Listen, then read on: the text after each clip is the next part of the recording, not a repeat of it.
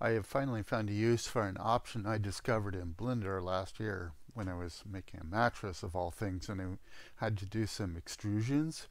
Um, and it relates to the locking of a physics object. So right now we have to use weight maps, and um, so like my water plane here has a weight map on it, and let me show you what that does.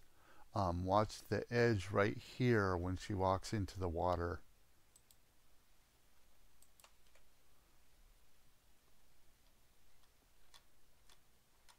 You'll notice that it didn't start reacting until she got a certain ways in. That's because of the weight map that's holding this physics cloth plane in place.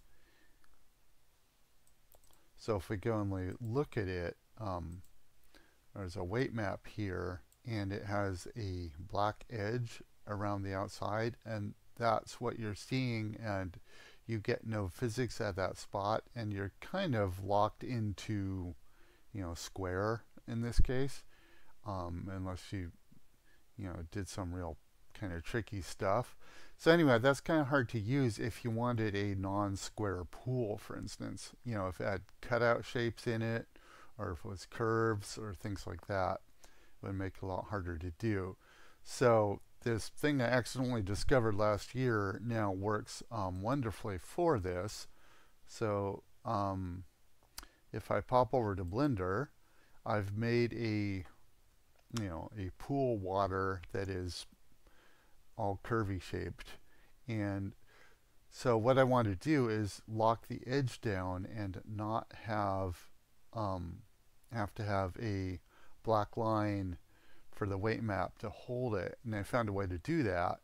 So in Blender, I will select my object, I will tab into edit mode, and then I'm going to select the edge mode for selection.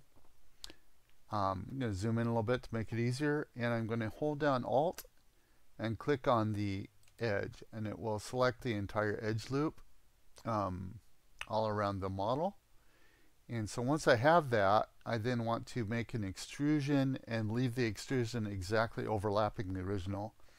So I'm just going to press E on my keyboard, and I'm dragging off the extrusion. It doesn't matter what direction you go. Don't worry if it's dragging overlapped like this. And then to set it to the exact same position, I will just right click my mouse.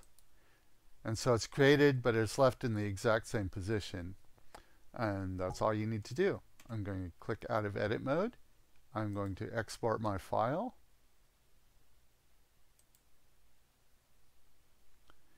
And I saved it on my desktop.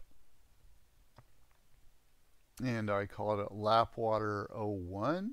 So I'll just save over that. And then I'm going to go over into iClone. And I've already imported it and set it up, so I will show you the difference it makes. I'm going to go my scene manager and hide this water and show the lap water that I imported. And now if we come in here, and I want you to watch the edge really carefully there. Let me show you the weight map, or lack thereof, first. So it's just an all white weight map. There's no black here needed. In my previous one, I had set it down a little bit gray, so it wasn't quite as reactive. You don't really need to do that, so that's up to you.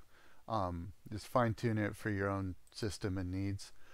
And now if I have my character walk into this water,